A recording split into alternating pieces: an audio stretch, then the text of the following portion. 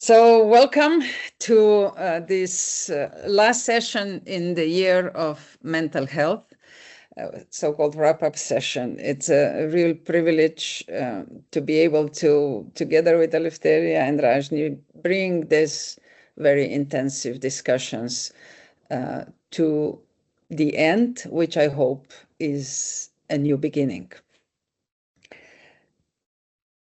The Ecocivilisation movement, which is hosting the series on mental health, is a disruptive global cluster of people who care. A safe space for engagement, collaboration, innovation, and emerging foundation for the future civilization.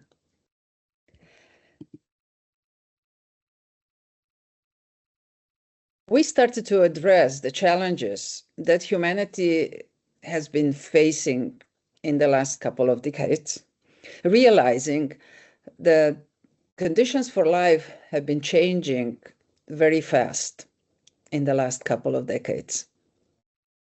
The process when human beings started to get detached from the nature itself took a long time, but seemed to be fairly successful. And then industrial age and in the rise of cities and villages, humans started to create their own rules, also detached from the rules of nature. But with the intensifying role of the cities, we see that we started to detach from each other as well. There is less and less quality spaces in these man-made communities where people could interact and really feel with other human beings.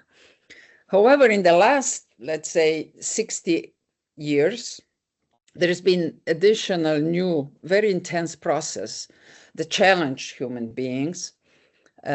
This is so-called third nature or the virtual space. What we see in this virtual space, people started to detach from themselves. We are detaching ourselves from ourselves. In a sense that all of a sudden, we coexist between all these three natures, each of them having their own rules, their own ways of manifestation. And it feels like that humanity is somehow getting confused. What is really the human being in the crossroads of all these three natures? In the year of mental health, we were trying to address this and try to find some good information, good conclusions, good insights based on which we could continue to evolve in a sense of understanding this situation that the humanity found itself in. And at the same time, while being in the search of a new structures within which we could engage in a more holistic way, we tried to address these beings, the concept of beings in the overall existence. So the year of mental health gave several very interesting suggestions and also very interesting insights in what is happening with us humans, facing all these challenges and all these impulses and all these many times contradictory rules that appear in these three natures. So based on all those questions, we, Eleftheria and Rajni and several other colleagues, decided that let's dive in it. Let's try to stretch and open up the doors and try to follow these three major sort of focuses that we started to address within the year of mental health.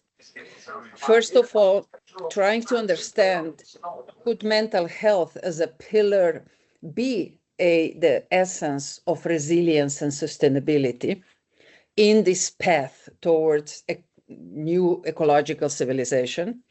The second one was the second focus was on breaking the stigma for a better quality of life, realizing that even talking about mental health in many cultures is still no-go area, is very stigmatic. So we hope that at least a little bit we added into a more dynamic, open, and inclusive framework within which these discussions can continue. And last but not least, empowering stewards of societal and civilizational change to have more tools and have more confidence to enter the public spaces, to enter the even closed groups, and try to bring a more holistic view on the importance of mental health and how to address it and how to achieve it. No. So, as mentioned before, three of us kind of put hands together, we brought our networks together and tried to define the most pressing issues.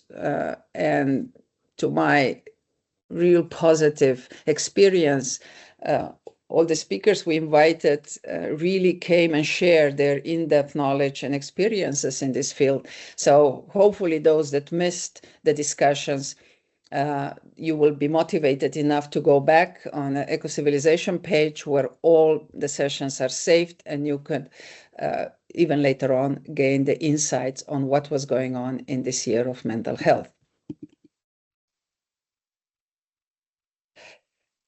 But in the search of answers, this interest started to grow, interest in the intangible layers of our existence, because mental health is getting recognized now, at least in our consciousness, as a fundamental part of human well-being, a necessary tool for resilience and survival, as well as we will learn today, for emotional health and joy. So, what have we really learned in this year? And this is, of course, a very subjective personal view. And I'm sure throughout this session and meeting, we will hear many other reflections that will add a substantial depth into understanding what was going on. Let me start with just one position statement, that the health of our minds shapes the health of our world. But I'd like to add something to this. Our minds are just a machine that, without a proper guidance of our heart and our soul, they don't reach far. They're very short-term oriented. And we see that this is potentially one of the biggest challenges of a modern world. So let me propose one thing, that maybe, just maybe, mental health is a soft infrastructure of not only today's, but especially the future civilization. Today, it seems like it's already a luxury. And because of that, it's really hard to build on holistic approach to resilience and sustainable development in our society. The fact is that we are living in times of unprecedented change. The stability that allowed human civilization and nature to flourish for 12,000 years is, in a way, ending. But let's not be scared. The fact is that our planet, our societies, and our inner lives are under the pressure. So I really want to show today why mental health is no longer an individual issue. It is civilizational necessity, and just maybe there is a more positive attitude and answer to our future. I gotta say that at least I feel the shifting of our world. I think predictability has vanished, while technology accelerates change, and our inner stability struggles to keep up. Remember those three natures. It's a lot to comprehend on a day-to-day basis, and of course, include all that in our future visions. But if we ignore this, society risks a lot of fragmentation, dysfunctioning, and ecological collapse. So I'm inviting all of us to see a new way to navigate this uncertainty, to seek it together, because once we put that as a goal, we will achieve it. That's the magic of humanity. Once we set our whole body into something, we are capable of delivering it. So that's why it's so important what we set our minds and souls and hearts on too. So firstly, I feel that we are invited to reestablish the essential life connections with ourselves, with each other, with the nature, and the collective being of our planet Earth. Secondly, we're invited to imagine again, on an individual and on the collective level, the life we truly want to live. That is the inner strength of our given creative cosmic sparkle, which is at home in every being. And finally, it is time to use this creativity, technology we have already delivered, and the natural resources to hold space for the emergence of this new vision. So some suggest that our future lies in merging with machines, a vision pushed really hard by powerful tech companies. But technology alone cannot replace the inner stability, empathy, or care for life. Evolution is not just technical, it is relational, emotional, and conscious. So sometimes I really have a feeling that there are two kinds of species on this world. Those that want to destroy the nature as a primary holder of life and really control it, and those who understand the uniqueness of this world and the hosting planet governed by nature, where evolved humans are in the role as custodians, stewards, or cohesion holders of relationship with the rest of the beings on this planet. So, Ecocivilisation movement is exploring the path of custodians, stewards, and cohesion holders. Ecocivilization is a civilization built on balance with nature, care, and collective wisdom. And we see technology in a function of serving life, not the other way around. But for this vision to succeed, we need mental health. We need mentally health, emotionally stable people, capable of empathy, long-term thinking, and responsible actions. So that's why I feel that mental health is a soft infrastructure of our civilization. And that's why I feel that it's time to call for actions. The year of mental health opened up many new levels of understanding of who we are and how sensitive we are. I realized that there is a huge question hanging about humanity in relation to what we do. That is the question, why? We do things that we do. We only consider in our projects and actions what and how. If why was on the table first, aligned with values and regulations, it would be clear that the technologies are only a tool, not a goal. Just one of the infrastructures for well-being. and that the nature is there to help us to balance humanity with the natural ecosystems of the planet. I'm convinced that mental health is really the soft infrastructure we need now.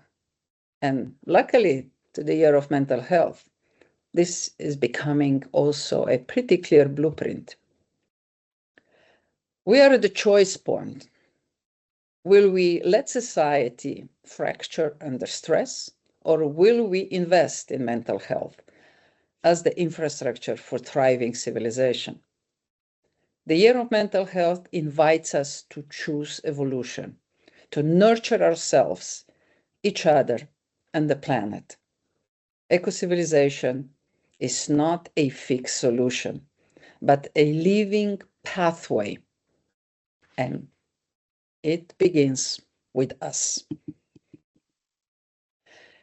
So let me leave you with last message that kind of came at the end of all my thinking and reflecting on the Year of Mental Health.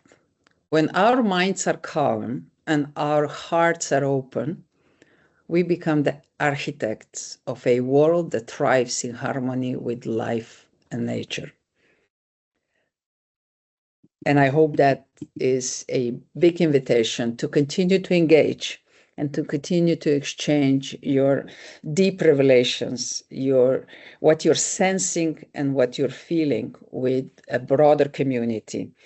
Today, we live in times where it is becoming obligatory to speak from our own fields of truthfulness and share that, because every little insight of every individual adds a little piece into the patchwork of understanding. So before I pass my word down to Rajni and Eleftheria, let me just share briefly with you what we already have in plan for 2026. First, I'm inviting you to join us on the 21st of January for the Ecocivilisation Summit, where we will take stock of all the happenings in 2025 within the Ecocivilisation movement and at the edge in collaboration with many networks that we intertwine with. Then we are planning to publish 2 books, which were the result of the yearly engagements, Leadership Challenged and Mental Health, especially about mental health. Rajni will tell more. We continue with the Year of the Soul of the City, which started in October last year. And we're putting forward a new program, the Year of AI Challenged, which will start in February and will continue throughout the year till the end of 2026. So thank you for your attention. That will be all from my side. And Rajni, I'm passing the word back to you. Yes, so thank you so much, Violeta. And I think it's time to invite our friend Eleftheria for something very important that we call our brief meditation session, along with a little overview of this year, followed by my presentation. Eleftheria, over to you. Thank you so much, Rajni, and welcome everybody. This has been a really amazing year. We learned a lot, and we started our sessions by just being in presence, and actually a little tool that we can all use to get centered in our bodies, calm our minds, and open up our hearts. And so I'm going to invite you now just to place your feet on the ground and just feel the bottom of your feet just connecting to the ground, feeling the chair that you're sitting on, gently closing your eyes, just turning the gaze inwards. And for a moment, just bring all of your awareness to the breath. Just the gentle rise and fall of the breath without changing it, just observing it.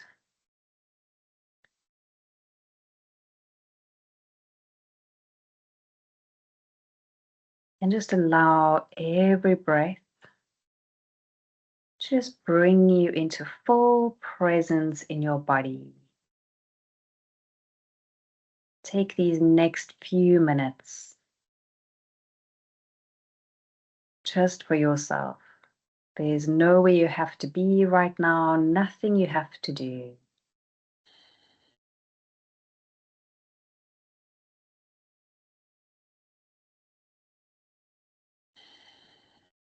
And as you allow the breath, each breath to bring more relaxation into the body, I will offer you these words from the song Radiance by Jai Uttal and Ben Lebach from the album Loveland. Peace to the inner and outer environments. Peace to the 5 elements within and without. Peace to this body. Peace to this mind. Peace to this huge ocean of emotions and feelings.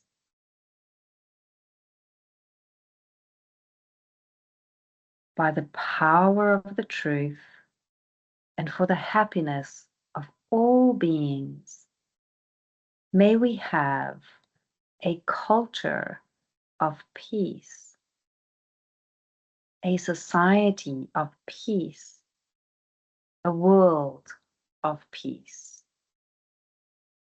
where we can have days of peace, nights of peace, sleep with peace, and dreams of peace.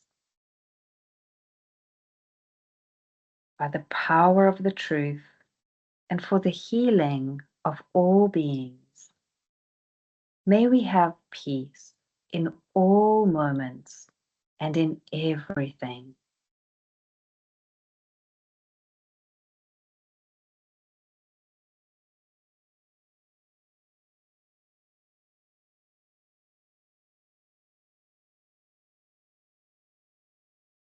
Now I invite you to just take your awareness to the bottom of your feet again. Just imagine, sense, or feel that there are roots growing from the bottom of your feet into the rich, nourishing soil of this beautiful planet we get to call home. Just ground yourself.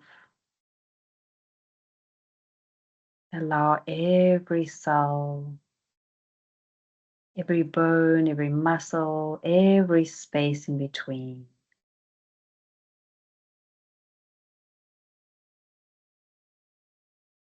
to open to gratitude for this moment.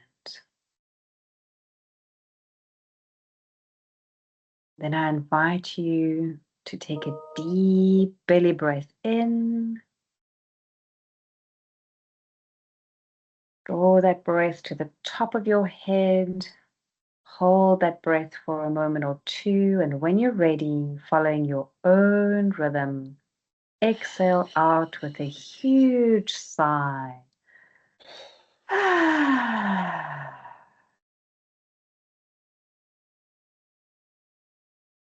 Bring your hands together, slowly rubbing your hands, your fingers together, placing them over your eyes. And when you're ready, you release your hands, open your eyes, looking through the doorway of your heart.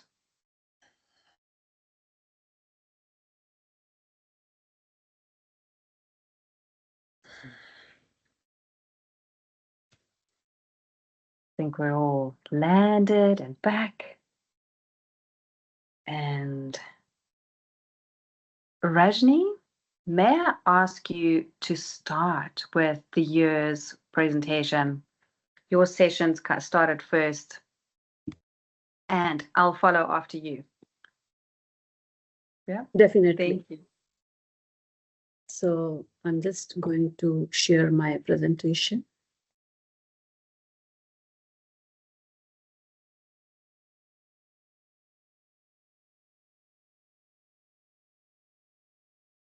Hope it's visible, right?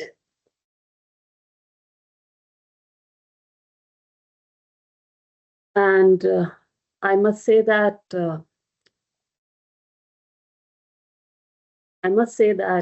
it almost feels unbelievable that what we envisioned in August 2024 has now beautifully come to an end.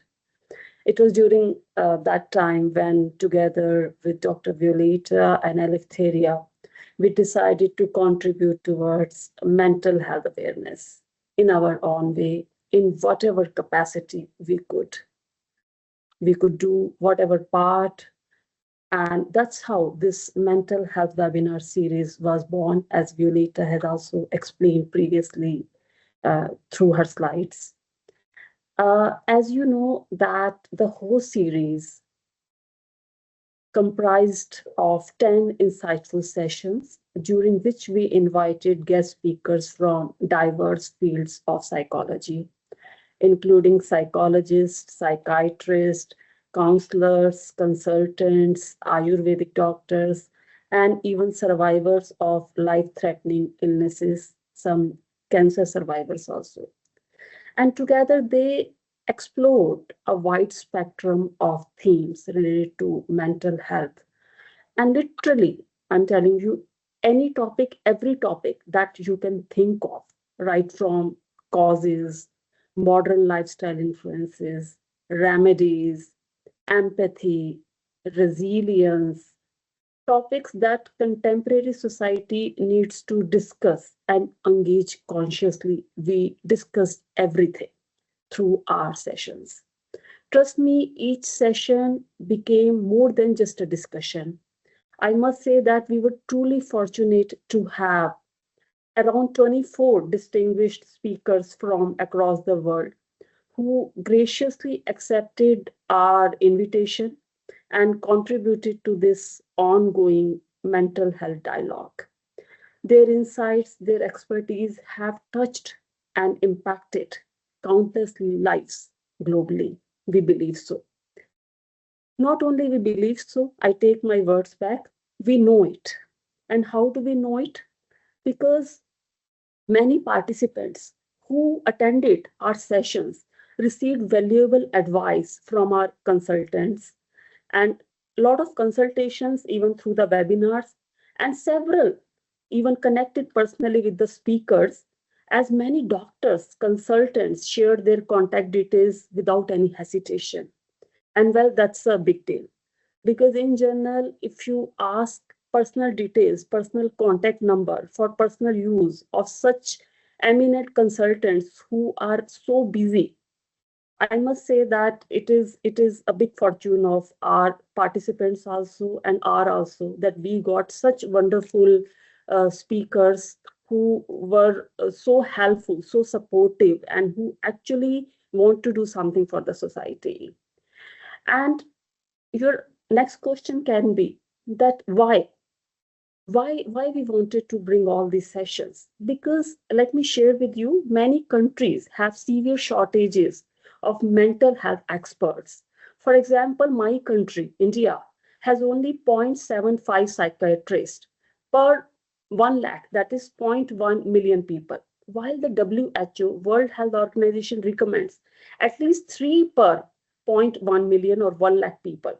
And at the same time, we have severe shortage of clinical psychologists as well.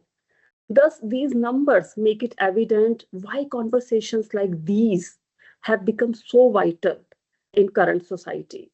And this is precisely was our intention last year, that is to create a place which is safe, accessible, for mental health awareness and dialogue. We wanted to begin the series by keeping things very, very simple, very relatable, grounded in the basics. So we chose to start with the fundamentals of mental health. The first webinar that set the perfect tone for this approach was topic itself was foundation of mental health, building awareness and understanding. That focused on helping people understand what mental health truly means, how it connects to daily life, and the fine line between mental wellness and illness. For example, during the session, one of our speakers, Dr. Swati Karve, beautifully introduced the fundamentals of mental health, clearly explaining the difference between mental wellness and mental illness. Then we had an incredibly learned doctor, an erudite, I must say that, psychiatrist from Pune, India, Dr. Om Bedekar, who spoke about the importance of mental hygiene through practices like meditation and quality of sleep for emotional balance. He highlighted some early red flags and emphasized the need to recognize them before issues escalate. He also explained ways to distinguish between depression, anxiety, and general low mood. The third speaker we have today also Helen Davis, who highlighted how global crises such as pandemic, wars, poverty, displacement, and climate change, which we have intensified, which have intensified mental health challenges worldwide, should be taken care of. Our next webinar was focused on breaking the silence. And the main idea, the main purpose was to empower individuals to seek mental health support, address stigma, and create a safe space for open dialogue. Here, various experiences were shared uh, to empower communities and, of course, actionable changes also. During the session, one of our speakers, Constantina, who is a researcher also, she emphasized on communicating needs clearly and finding safe spaces, whether through trusted people or professionals. Similarly, our second speaker, Dr. Ruksheda Sayed, an established psychiatrist from Mumbai, India, she stressed the need for mental health literacy, early intervention, and rejection of stigma. Also, the discussion explored the psychological impact of social media on children as well as on youth, urging parents, educators, and policymakers to foster mindful technology use and safer digital environment. That is, I think, one of the imperatives that no matter which part of the world you are staying, as a parent, it is everybody's job, it is everybody's responsibility. Another speaker we had that day was Dawn Evans, who concluded with her 4E approach, that is environment, effective communication, empathy, and engagement to foster safer spaces, genuine connection, and destigmatization. Our third webinar was modern therapeutic strategies for mental well-being, wherein our purpose was to bring together professionals from various medical and wellness systems, also to discover sustainable and inclusive approaches to mental health. Of course, we wanted to encourage partnership between science, tradition, and holistic wisdom, where a very senior professor of psychiatry, Dr. Srinivas Murthy, who traced the evolution of mental health care, highlighted modern therapies like CBT, which full form is cognitive behavioral therapy, as a turning point that shifted focus from symptoms to thoughts and perception. He introduced lifestyle psychiatry and showing how exercise, sleep, nutrition, mindfulness, and social connectedness can are proven tools for mental well-being, and they are very helpful in preventing mental illnesses further.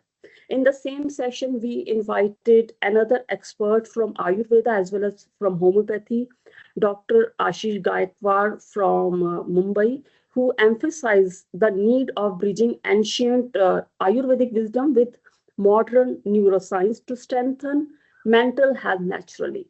Another incredible speaker we had, Dr. Katrina, who emphasized the healing power of music and sound, explaining how vibrations influence human emotions, cognitions, and physiology from conception to old age, which was so incredible to know that. And our ninth, our next webinar, which was actually our ninth session, was co-moderated by both my friend Eleftheria and me. The title was Intersection of Culture and Mental Health, where the purpose was to explore how culture shapes our understanding, expressions, and response to mental health, both at individual level as well as at organizational level. We had three incredible experts for that session. First one was Amira Malik, who explored how culture and languages shape our understanding, expression, and support of mental health in the workplace. Another speaker who is fortunately with us today through this session also, Ekaterina, who emphasized the mental health is shaped by culture and how we organize life. Whereas our another senior guest, Olga Mukhina, she highlighted the need to create culturally sensitive and inclusive environments where leadership, HR, and employees together promote open dialogue, diverse coping strategies, and integrated well-being policies. So friends, in a nutshell, I have tried to highlight the key points that we discussed during those sessions. These all sessions have been uploaded on Ecocivilisation YouTube channel, and you can always watch them. And next slide that I'm going to present you is very important. That is like our previous years, we will be bringing out our book on mental health, consolidating all the key insights gathered through our year-long series of mental health webinars titled The Soul of Humanity. In fact, a lot of brainstorming has gone into finalizing the title as well as designing the cover, theme, color, and visual elements. If you look at the cover, the design beautifully reflects the essence of our conversation, the interconnectedness of mind, society, and collective well-being. We have already shared the contribution guideline, submission guideline with all the experts, and in response to request from contributors, we have extended the submission deadline to 25th January. So I hope to receive many more submissions now because we have another 10 days with us. And last but not the least, an important message is healing begins when we talk, listen, and support one another. I think this is very important, supporting one another. And on that note, I now invite my friend Eleftheria to take the session forward. Just a minute, Eleftheria, let me, yeah. Thank you. Thank you so much, Rajni. And on the topic of support, I just want to really take a moment to thank my collaborators in this year, especially Rajni and Violetta. I had a brief little adventure at the end of last year. That's why we're doing our wrap up now in January. And I just wanted to thank them for the support in the time when I was absent and couldn't contribute to this. And this is what, for me, is also contributed to my own mental well-being, is that when you know that people care, they're there, they support you, I could let go of the guilt, I could let go of responsibility and totally just focus on well-being. And I think this is what contributes to our well-being also is community, which I am so incredibly grateful for. So if you give me a moment to see, I think it's this button, present, is it? Yes. Yes. Can you see the presentation? Yes, yes, you can. Okay. So we decided to let's talk about mental health. And our first session was after our fourth session was about women and mental health and well-being. We had three incredible speakers. The first speaker was Adele Wimsant from Hormone Harmony. And what we really learned is that a lot of women face adult diagnosis with neurodiversity like ADHD due to gender bias in diagnostics. This is really a gap and something that we really need to pay attention to.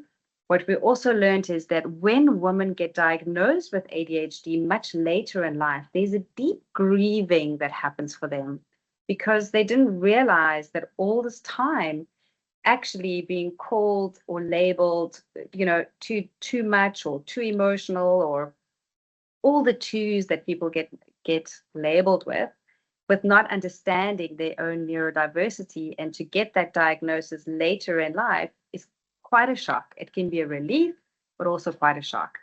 What we also learned is how important the link between hormones and ADHD and menopause is. If you have ADHD or neurodiversity, when you start hitting perimenopause or menopause, that's when all of the ADHD symptoms are exemplified. And so it's so important to understand the connection between all of these. I think the one thing that we learned throughout the year, which we could say, which is the golden thread of everything, is that a holistic approach is really, really needed.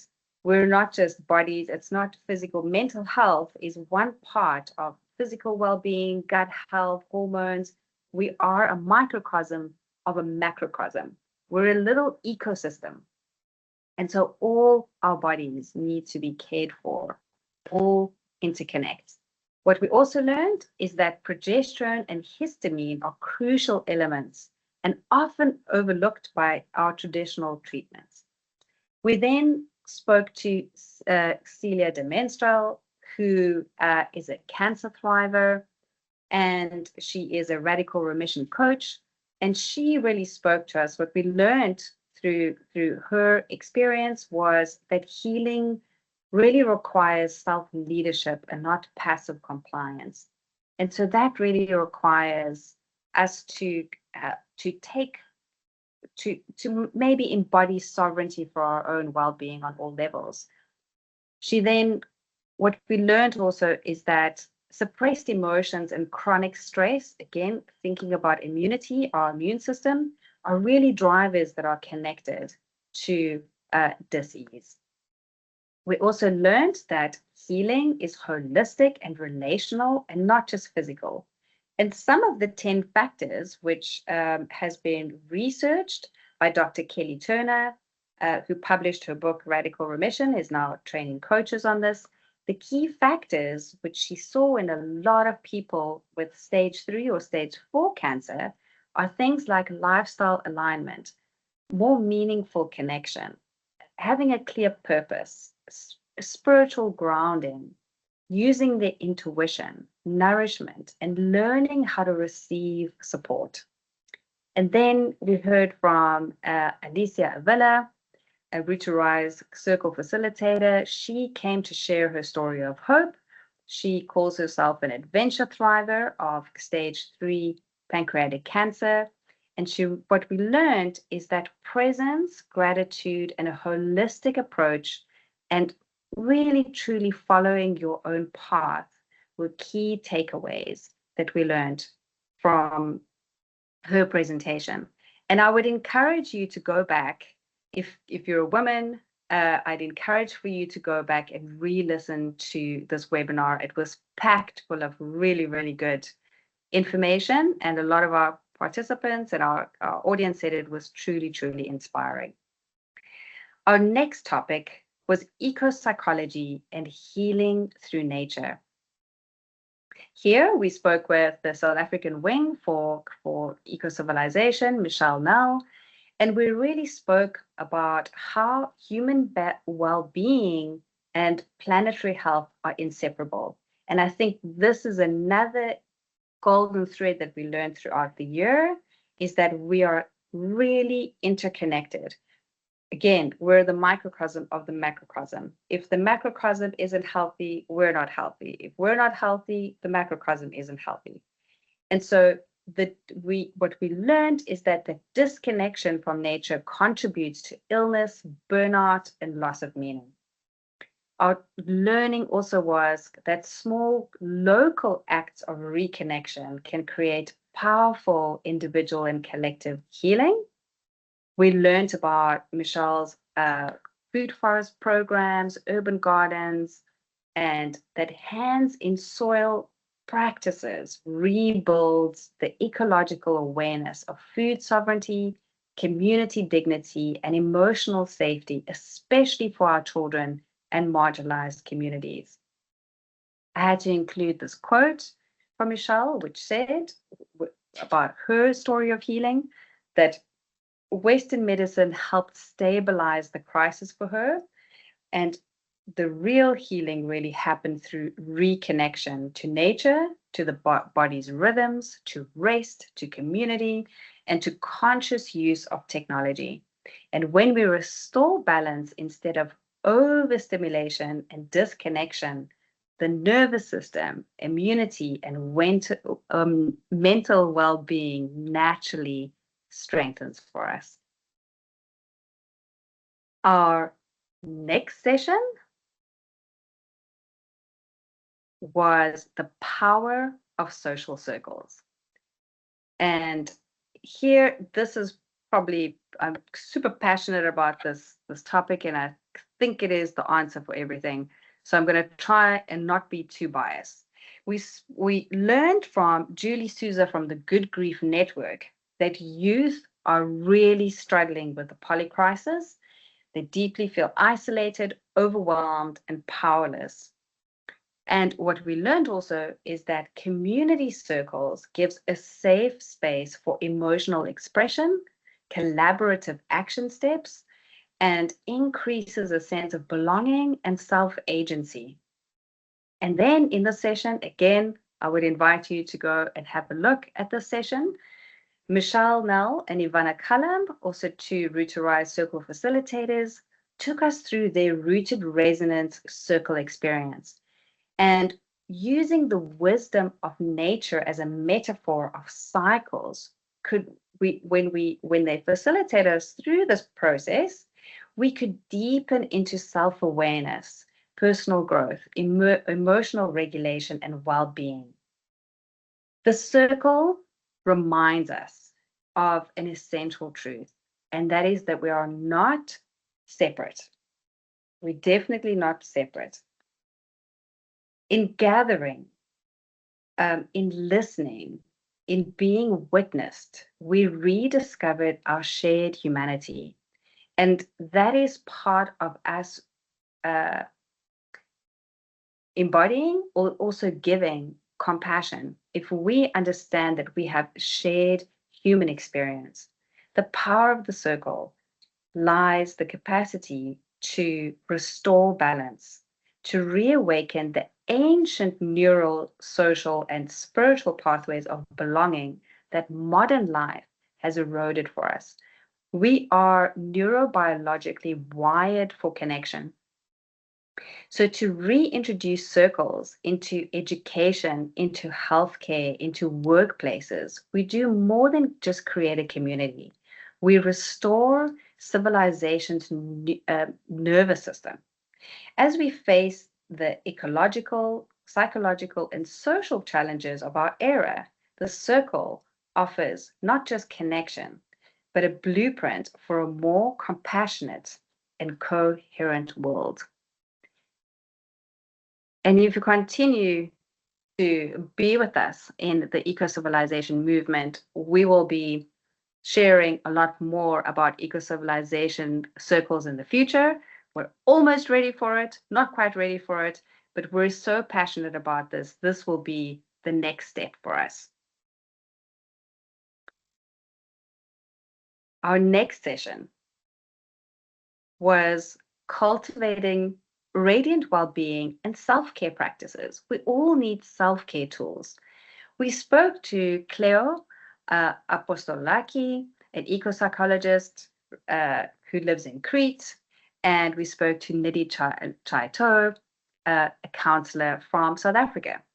And what we learned is that eco-psychology again highlights that our mental health is deeply intertwined with the natural world. Reconnecting with nature can serve as a powerful self-care practice, and helping to alleviate stress enhances overall well-being. So the self-care practice that Cleo shared with us in that session was connecting with nature, but she took us through this really beautiful description of the readiness to connect with nature. I often see people going for hikes or walks in nature, but they're just doing it for exercise, and they miss the beautiful colors, and they miss the smells, and they miss the birds, and they miss the beautiful breeze on their skin. And so Cleo really took us through this experience of opening up all the senses first before we go on that walk or that hike or that presence with nature. And that in itself helps us to just ground and to open up to the experience and remember our connection.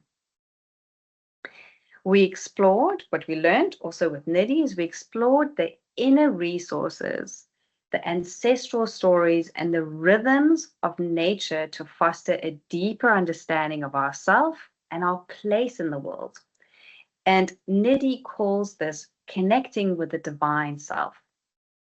Also recognizing both biological and eco-ancestors when we're talking about knowing our place in the world is also recognizing ecology as our ancestors. And this really cultivates a sense of belonging, support, enhancing our mental health and well-being. She took us through a self-care practice of mindful breath and presence. Again, I would encourage you, it's there and available for you to experience. And she left us with a beautiful question to just breathe deeply, which we could do now, and ask yourself one question. What do I need right now?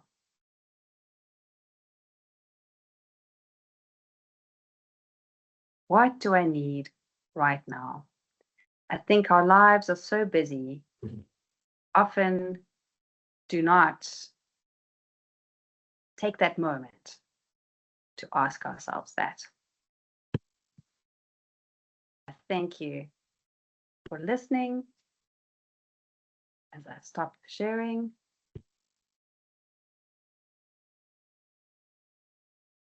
Thank you for being part of the journey with us. Thank you for continuing to care. We are a community of people who care.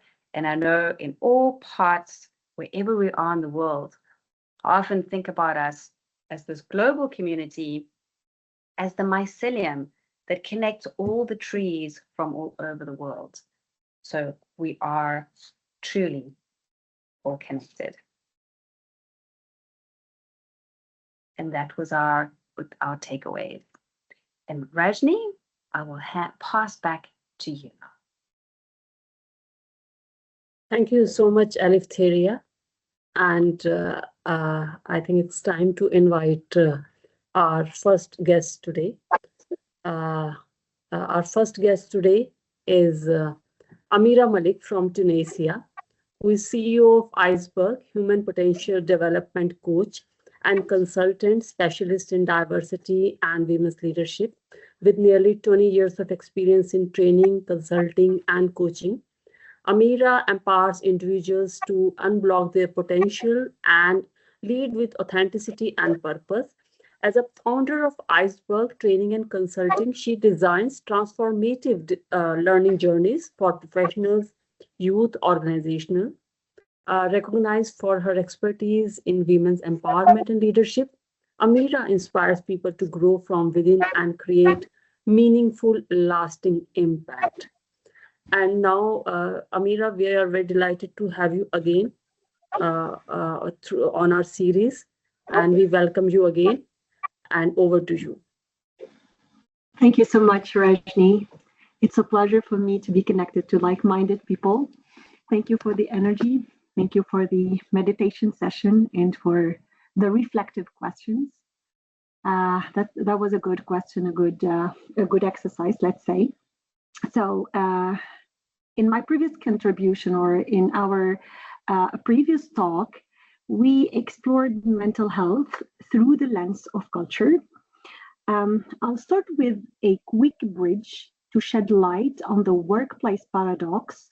Then, in this presentation, let's say I'm going to explore two reflections.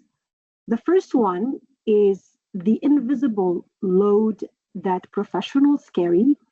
And the second reflection, it's going to be around psychological safety at the workplace. So I'll close with 3 practical tools. I was not able to share them because we didn't have time last session. So I'll try to go fast to be able to share these practical tools. If time permits, I'll leave you with one question for discussion. So today I want to zoom in on something that gets overlooked in mental health conversations at work, that is leadership and management, not from a clinical perspective, not to diagnose, but from a human potential perspective. Before I go further, just a quick thought experiment. Have you ever felt you needed to look fine to stay credible at work? You don't need to answer out loud. Just notice what comes up as ideas and feelings when listening to this question. Because that need to appear fine, to look okay, is not a personality trait. It is often a cultural and organizational signal. So what I see again and again in organization is that mental health at work is not only an individual experience. It's also an organizational design, and I will explain later on what I mean exactly by organizational design. So it is shaped by what we reward, what we tolerate, and what we model also. The truth is, everyone can look fine at work until you look closer. And this is what coaching has opened my eyes on. Sometimes the most exhausted people are the most competent ones, and sometimes the most overwhelmed people are the ones who still deliver. Now, let me share the key takeaway I want to leave you with today, which is the workplace paradox that I see in many corporate environments. The first paradox, or the first observation, is that we reward endurance, but we don't design recovery. The second, we train communication, but not emotional safety. The third, we measure output, but we rarely measure capacity. And this is why many organizations don't actually have a performance problem, but rather they have what I call capacity problem. People running at full speed with no system to reset, and then we act surprised when the systems start breaking. So before we talk about resilience, we have to talk about something that sits under the surface of performance. We have to talk about the invisible load people care at office or at the workplace, let's say. I would like first to define what I call invisible load. When I say an invisible load, I mean something very simple. It's the effort people spend managing emotions, perceptions, pressure on top of their actual job. So it's the work that doesn't appear in a job description, but it drains energy every single day. It looks like this. A high performer who is always reliable, so they become the default solution for everyone. The manager who absorbs everyone's stress, but never names their own stress. It could also embody the employee who keeps smiling while carrying personal strain because it's not professional, as we discussed last time about the cultural lens, what is normal and what is not normal. And here's what I have noticed. High performance often comes with high self-control. And high self-control without recovery becomes depletion or exhaustion. Let me give you a very short story. Something I've seen in coaching more than once. I was talking to one of my coachees who is a high performer, who was admired by everyone, always calm, available whenever needed, always delivering. In one of my sessions with her, I asked her a simple question. What does a normal week feel like for her? Her answer was that she cannot remember the last time she had a normal day because in her job, she got used to hectic weeks. So I asked it something different. What does she do when her energy is low? Her answer was surprising. Like she paused and said very quietly, I don't let it be low. Her reply kept echoing in my mind for the simple reason that it reveals the hidden rule many professionals live by, which is their worth is their output. And credibility depends on their ability to keep going. But in reality, a human body, a human mind, and a human heart don't function like machines. We can stretch, yes, but we cannot stretch forever without consequence. So the question becomes, what's the hidden task an organization is paying? Not in terms of money, for sure. In energy, disengagement, turnover, creativity lost, in quiet resentment as well. And I would like to leave you with a little prompt. If you look at your workplace honestly, and of course you don't have to answer, just think about it.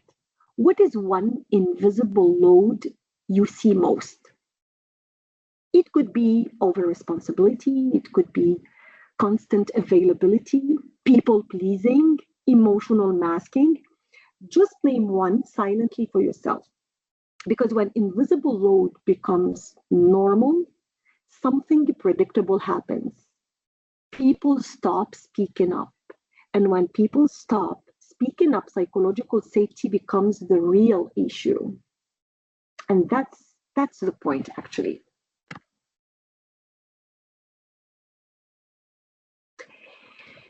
Let me reframe psychological safety in a way that fits the corporate world, because I'm talking as a corporate consultant and coach in this presentation. So psychological safety is not comfort. It's not being nice and not avoiding accountability.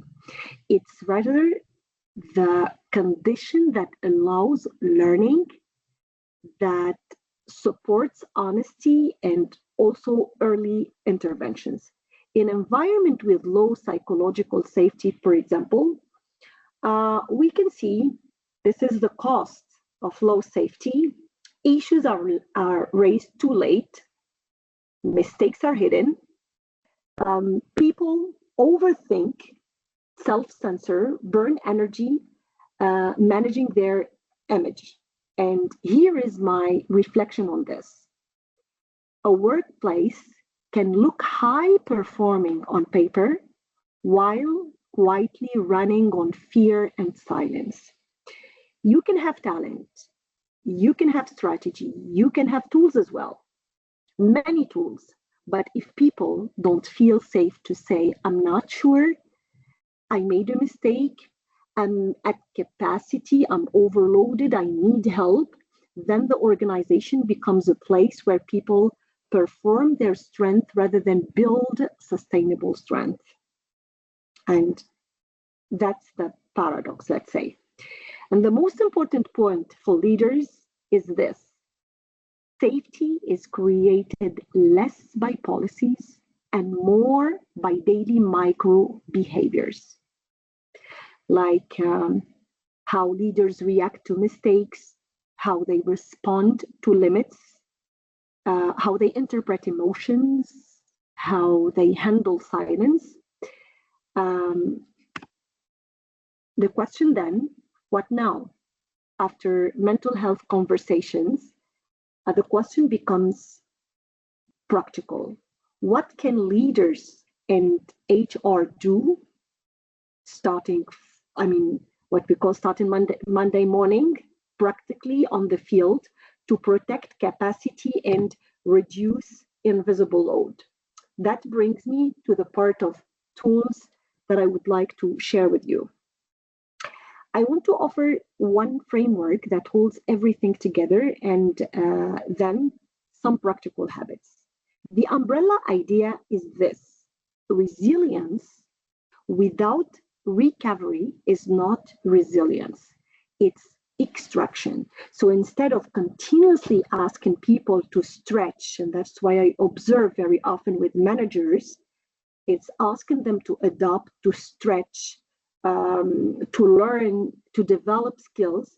The new leadership question becomes, how do we manage capacity?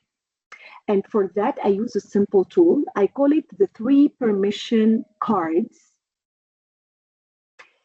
What are these 3 cards? The first one, it's permission to pause, and this is the permission to reset before reacting, to breathe before you answer, to say, for example, give me 10 minutes and I'll come back with clarity. It's important to normalize this card of pausing. So when leaders never pause, they teach their teams keep going no matter what. But when they do pause, they teach something healthier. Recovery, it's part of professionalism. It's not hesitation. The second card, it's the permission to speak.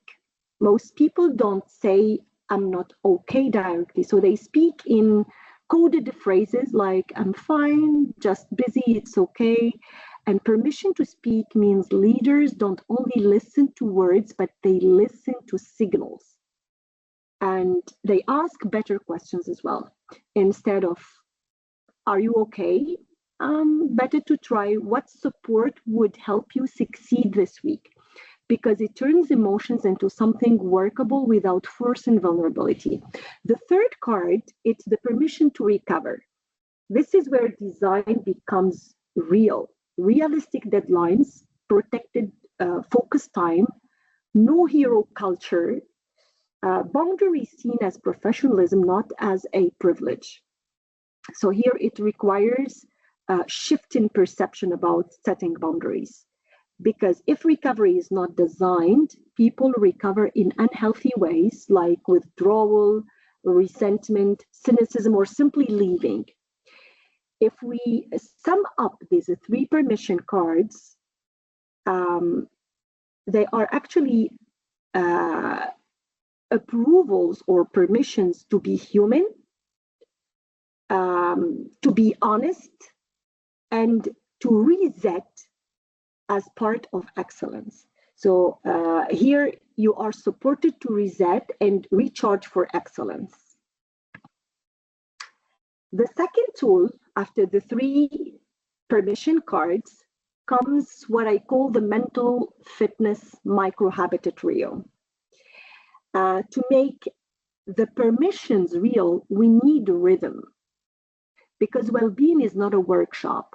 It does not come from a one-time event like a training, a webinar, a yoga session, a wellness day. Those can help and they are very beneficial, but they don't change daily reality.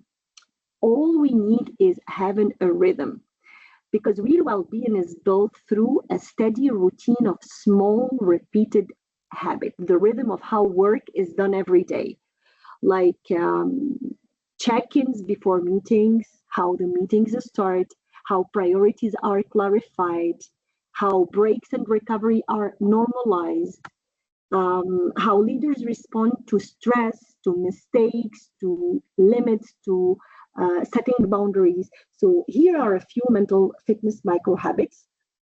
These are my favorites. The first one is the 1-minute energy check. And it's usually done at the start of key meetings.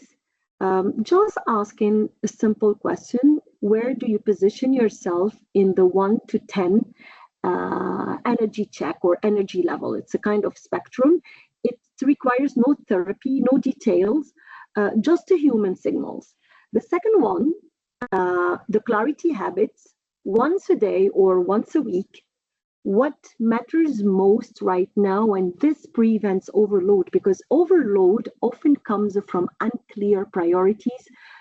It's not about whether the person is weak or not, it's just that the person is facing unclarity when it comes to priorities. And the last one, it's the 2-minute decompression, usually after conflicts, before jumping to the next task. Give them time or space to reset, because carrying tension from meeting to meeting is how invisible load builds. So the message is consistency beats intensity. A healthy culture is something you practice. It's not something you announce. The last tool I would like to share, and here I'll make a reference to my previous talk about language, because this tool is called, or this exercise, this practice is called capacity language. And in my previous talk, I said something I kept seeing in organization is that what we cannot name, we cannot make sense of, and what we cannot make sense of, we cannot change. Language shapes our awareness, our courage to speak, and our path to recovery. Second thing is that we often think mental health is emotional, but in organizations, it's also linguistic. If people don't have the words to name limits, they will absorb overload. The third reason why this tool is interesting, one form of leadership intelligence is verbal intelligence. It is the ability to choose words that create clarity, safety, and direction. And in mental health conversations, words can heal or hide. So instead of asking people to be resilient, we just need to give them language that help them speak with precision about capacity. That's why this tool is simple, but really very powerful. Because when we give people the right and the safe sentences, we turn vague oppression into clear priorities, and we turn that silent distress into solvable decision. So here's the tool, capacity language. I can give you like examples of the safe sentences that make pressure discussable and manageable. Example, at capacity, what should I deprioritize? Because I'm not used to hear my coaches asking about deprioritization. We always ask about what we prioritize, what is important, what is essential, without thinking about loosening that overload, let's say. I can deliver X by Friday, Y by Wednesday. What's the priority? I need a clarity before I proceed. So this requires also a level of assertiveness. Capacity language is leadership language. It replaces guilt with alignment and silent endurance with intelligent decision making. So, yes, I'm on time today. I'll close with this reflection. People don't burn out because they are weak. They burn out because they adapt for too long without being seen, supported, or allowed to recover. And this is why I keep returning to the same conclusion. Mental health at work is not a diagnosis, it's a design choice. It's shaped by the way the workplace is built and run, not only by individual strengths. So it's all about the choices like What leaders reward? Do they reward endurance or sustainable pace? How work is organized, priorities, deadlines, workload, whether recovery is allowed or modeled, like breaks, like boundaries, how people are treated when they speak up. Are they safe, psychologically safe? And also the everyday norms in meetings, emails, and feedback. In other words, it's not mainly what's wrong with someone, it's often what is the system creating or encouraging. So I'll end with one question for you as an invitation for discussion, for reflection, even. Which permission is missing most in your workplace today? Is it the permission to pause, to speak, or to recover? If you are a team leader, I would invite you to reflect on this question. What do you reward the most? Sustainable excellence or silent endurance? Thank you.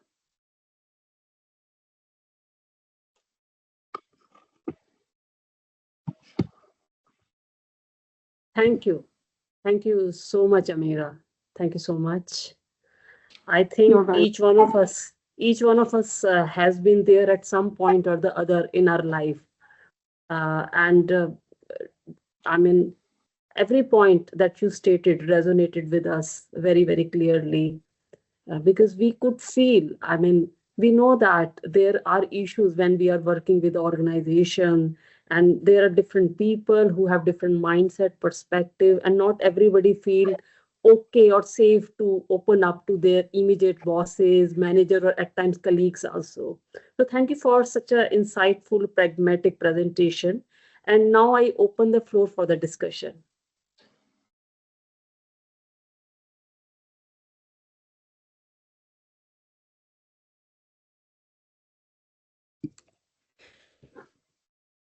Maybe I can break the ice and ask the question. First of all, Amira, thank you for this very clear, very systemic overview of especially corporate environment.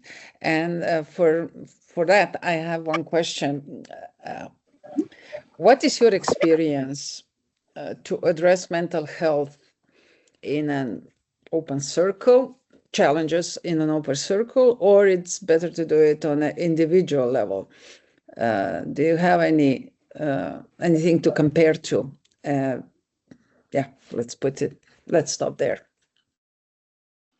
Yes, individually or in a group or collectively, is that the question? And that's a very interesting question, because from my experience, and especially during the needs analysis sessions with the training manager or HR professional, what I noticed is that whenever there is a topic that tackles mental health or even well-being, I always get feedback or advice from professionals to never talk openly about mental health, because, of course, of cultural understanding or perception of this topic. And from experience also, I noticed that even publicly, it would require 3-4 sessions to build the trust for a coachee to open up and speak openly about what they are going through. So I would say this depends mainly on culture.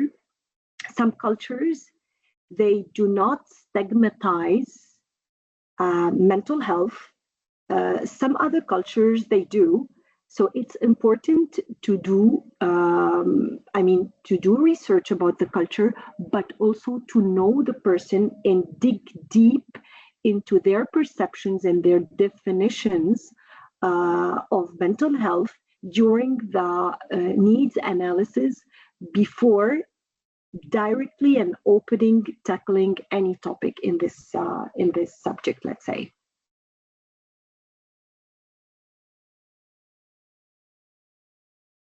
Thank you.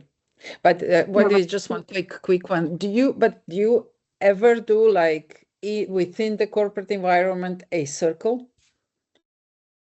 Yes, actually, the circles are more generic, let's say, best practices on how to build work-life balance, how to boost well-being, sharing practical tools or exercises like deep breathing, for example, I conducted a workshop on the use of writing as therapeutic approach to well-being. We used also a workshop where we combined coaching with art, painting, with chanting, with meditation. So I try all the time to use a holistic approach because different people deal with their well-being and mental health differently. So if I find resistance to understand what the person is trying to have as a tool or a practice, I prefer to combine and open the space for everyone to find the right way.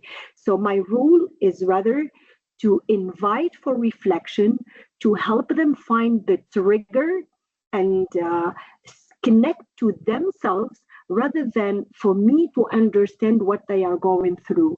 Once they feel the need to ask for my help, then I will be available. So, and that's what my philosophy. You can never help somebody who did not ask for help. So what counts at this stage is to create the right, the safe, the healthy space for them to connect to themselves, to reflect, and then smoothly and slowly follow their rhythm, let's say. Excellent. Thank you very much. You're very welcome. Also, Violeta, I believe that while somebody's working in an organization and unfortunately if they face any toxic environment, could be due to toxic culture, could be due to some colleague or maybe through bosses, at that time, putting your trust, because HR is the person who is supposed to take care of such issues, even before your immediate bosses.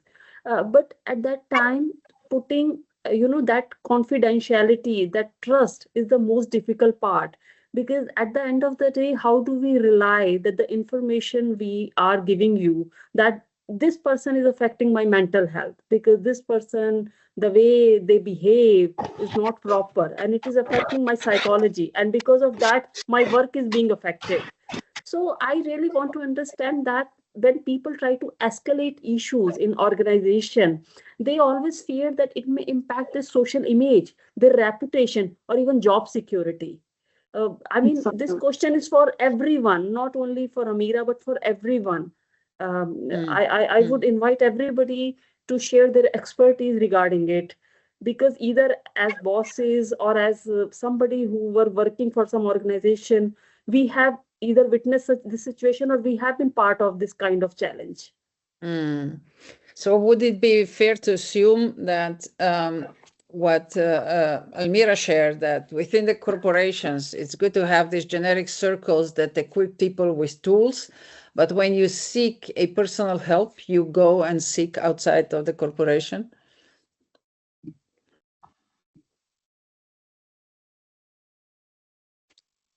Excuse me, can you repeat the question? I see lots of nodding, so I would assume that you guys agree, because it is true what Rajni just said, and what Almira also pointed out is that this trust, especially nowadays, has been broken so many times that it's probably safer to offer circles for tools and really knowledge, the awareness raising and tools. And then when somebody recognizes, she or he, that that's something they need, they go out and seek somewhere where they don't feel safer.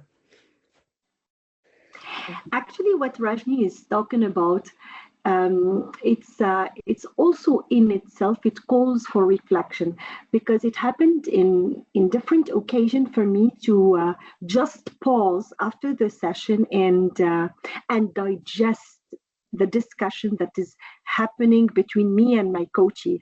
As a corporate consultant, I coach different people working in the same organization. So I would just pause and digest whether the coachee was unburdening to me, trying to find a solution, like taking advantage of the therapeutic benefit of speaking up, or just gossiping. And it happened that after a different discussion with some of my coaches, to come up to a conclusion that we are all toxic in somebody's lives. I could be toxic to you, Rajni. You could be toxic to me. Depends on what we consider toxic. Sometimes we could consider toxic a personality trait. A culture could be even like a cultural perception could be toxic, because also toxicity includes my perception, my definitions that I give to things. So that triggers the emotion of being bothered, of being sad, of being angry. So it's important at some point to dissociate the feeling from the definition. Amira, I believe that as we grow up, we become better at recognizing. I totally understand your point that our conditioning, our cultural conditioning, our upbringing, it really helps us forming a particular perspective about some person of any culture. Maybe the culture I come from, my family background, it will affect my point of view towards you, that how I look at you, how I look at Amira, what is my first perception about Amira.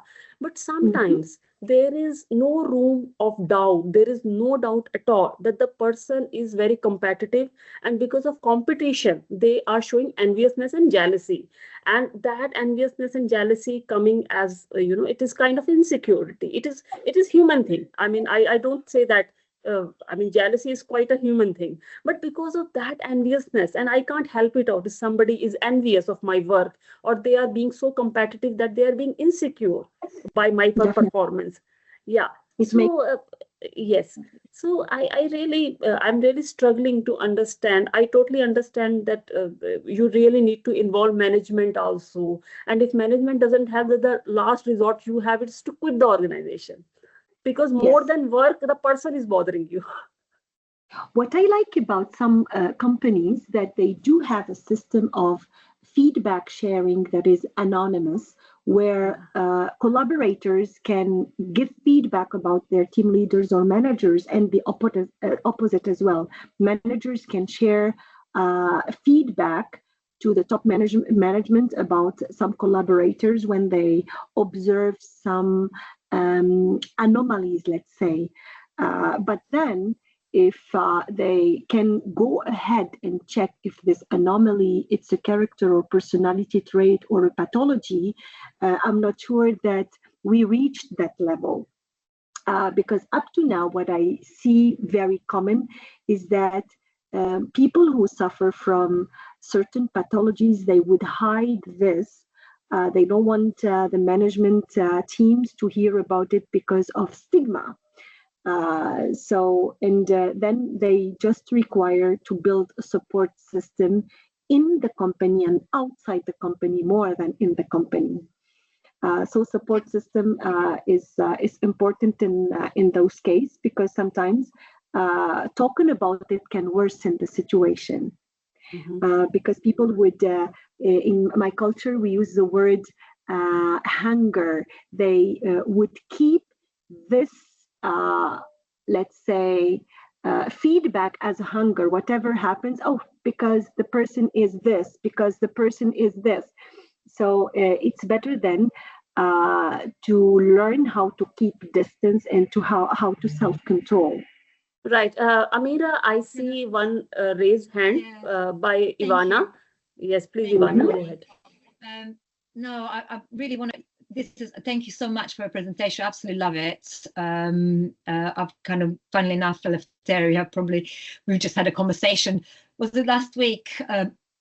The similar roots of what you kind of described, but kind of looking at family constellations and education sort of systems that are in place. But one thing that what I keep on hearing you, and it's been my experience while I worked in corporate world, a lot of these conversations, yes, in supporting employees and management, but it's heavily supporting management over the employees, kind of like there's hierarchical kind of thing that goes on.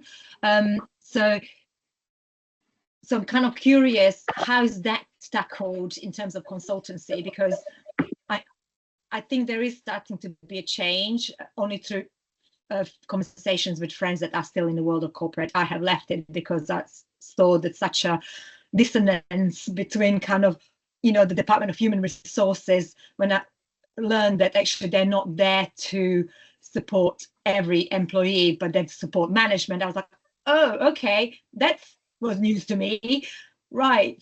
So I'm kind of curious, what is it like in corporate world these days? Is it still that authority kind of management trumps the well-being of the employees in general? And how can they get supported? Yes, if I got you well, you're talking about the hierarchical culture within organization where, let's say, some behaviors or some pathologies coming from managers should be accepted and dealt with from the part of their collaborators, but the opposite does not really resonate with the management. Is that what you were sharing? Well, yes. So kind of the first one, on employees, but they perhaps are not, and actually a lot more support gets received by potentially management. A lot more is invested in supporting management versus supporting really the employees all the way through, kind of hierarchical kind of structures, because they are hierarchical structures. We can't get away from that, right? Absolutely, yeah. I still see this, but with a spectrum, depends on the environment. I see this more with industries rather than multinational companies. So it's different from one company size to another, from the nature, whether it's industry or IT, for example. So I think that multinational or multicultural, multinational environments, they are more open to destroy that division than local companies and industries. My experience has actually been probably opposite to that. Interesting. My lived experience, what I work for multicultural, multi-international organization. I'm not going to name their name for but actually it's been very well hidden, and it continues to be kind of hidden from from the colleagues I used to work with. They're still there. It's very much present, but interesting that. But I'm wondering whether the perspective around this comes from the perspective of employees, right? From the ground up, or is that perspective of the from higher up down? So I'm always kind of looking at that. Who is telling the story? Who's telling the story? And this is going to be my maybe my third reflection, and that's a question that I started my previous presentation with. Is the talk in itself about mental health in the workplace? Is it a necessity? Is it a trend or an obligation? And with every meeting, I come across the same question, like reflecting on the demand, and with the discussions, with the deep exchange with professionals and organizations, I come to the same question: why they are offering their employees those kind of trainings and workshop? Is it really to help them, or just to align with I don't like to use the word trend, but companies now are talking about social responsibility, or about the importance of well-being, about humanizing organizations. So do they truly believe in the importance of the human potential and the human being, or it's just a strategy? And that's my question. And it's so bad to tell you that out of the clients that I'm working with, very few truly believe in this. Yeah, that's the reality. Yeah. Absolutely. And how I sense, or how I feel, or how I conclude this, it's after sending my report and recommendation, who moves forward with the recommendation? Who asks or who accepts the meeting that I suggest to digest what happened? Because if it truly matters, then the follow-up would be very important. If it's just to be in the competition, then we're just done. It was posted on LinkedIn, pictures were taken, and it's over. Yeah. It's a good signal, isn't it? It's a good signal to see who shows up after the report comes back. Absolutely. Indeed. Thank you so much. This has been really, thank you. You're very welcome. Thank you so much, Amira. And I believe that towards the end, we will have some more time to have such interesting discussions, because it's time to invite one more guest speaker that we have with us today. Let us welcome Helena Davis, the England G100 Regional Chair for the Mental Health Wing, a country clinical director for trauma-informed approaches, and a former neurodivergent clinical director. Her journey began as a child with undiagnosed neurodiversity, and she entered nursing through an entrance test. Since then, she has climbed the ranks in nursing and founded a non-profitable enterprise focused on neurodivergent inclusion. Her organization offers group coaching workshop, neurodivergent business membership community, and a quality marker for neurodivergent inclusion. Over to you, Helena. We are very delighted to have you again. Thank you so much. Yeah, and I was nodding quite a lot to the last talk, thinking, oh yes, so many intersections. So I'll definitely be in touch. I feel our worlds are meant to be connected. Yeah, so I was asked to talk a little bit about when you need some help, how do you choose, what do you choose? So I will talk a little bit about that. So just give me a second and I will get my slides up.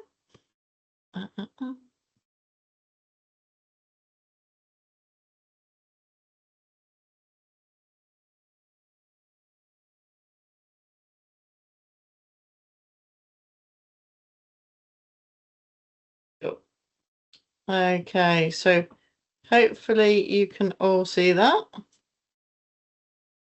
Yeah, great. Okay, so that's me. And thank you for the introduction. You've already done that bit before me.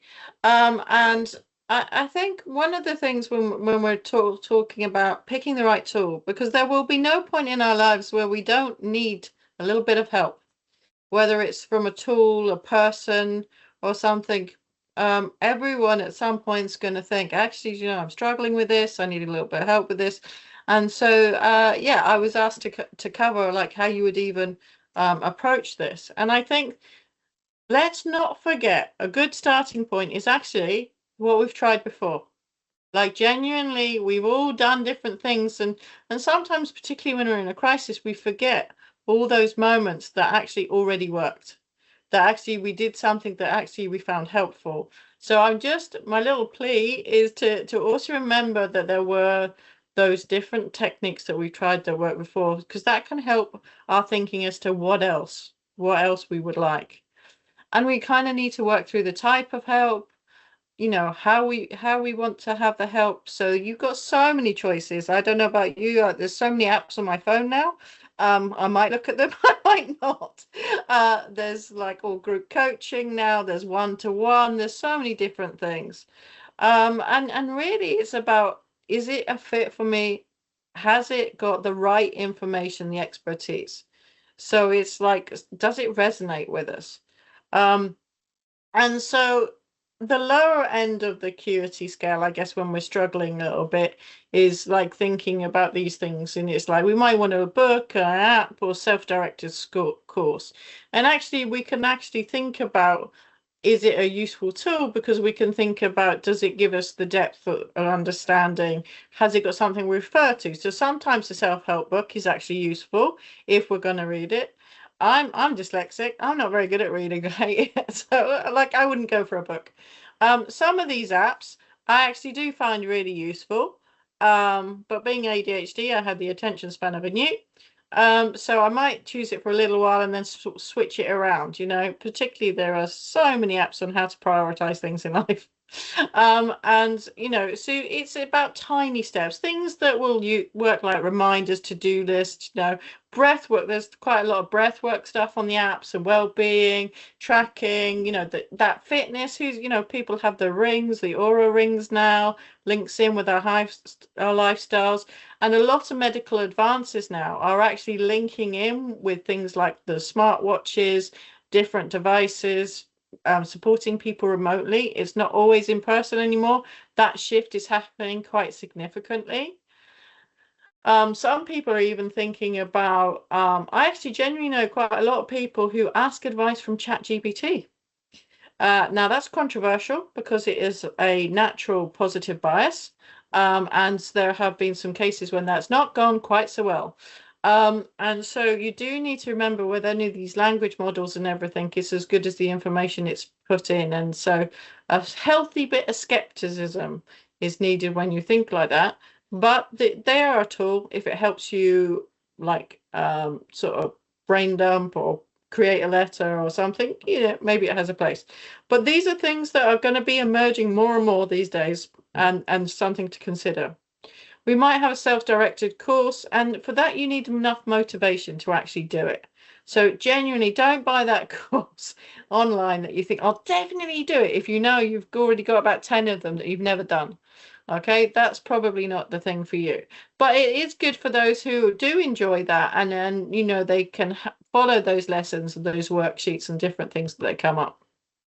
For those of us who want a person, and it can be a group or an individual, it needs to be a right fit. So obviously, if it's particularly a lot of distress, there's a certain amount of safety, it's a lot higher acuity, and you probably need a qualified clinical therapist or psychologist, and you might need to access them via your doctor, your GP, or get access to a psychiatrist. So that's kind of like when it's in the really tricky box, you might therefore need somebody with that caliber of experience and acuity. Now, if it's not so as severe as that, then you've got things like CBT, and all those different like kind of therapeutic, and you might be on like a group course with people, where you go through like six steps, looking at your particular issues, or reducing your phobia, like flying. A lot of people get really scared of flying, and they find CBT incredibly helpful. And that's can be at an individual or a group level. And so when they're flying, it's very distressing for them, but actually their day-to-day life, it's not so much. But if they're wanting to go on that dream holiday, that would be the time to try and look at that before they go, And if you've got low distress, then actually you can go, like coaches, look at other sort of structured programs. There's journaling, there's mindfulness. You can actually have group coaching these days. That's the sort of stuff I do for my neurodivergent clients. So there's different ways you can do there. And actually, sometimes it's not about any of those things. What we're really seeking, and the biggest pandemic going, is loneliness, isolation, and loneliness.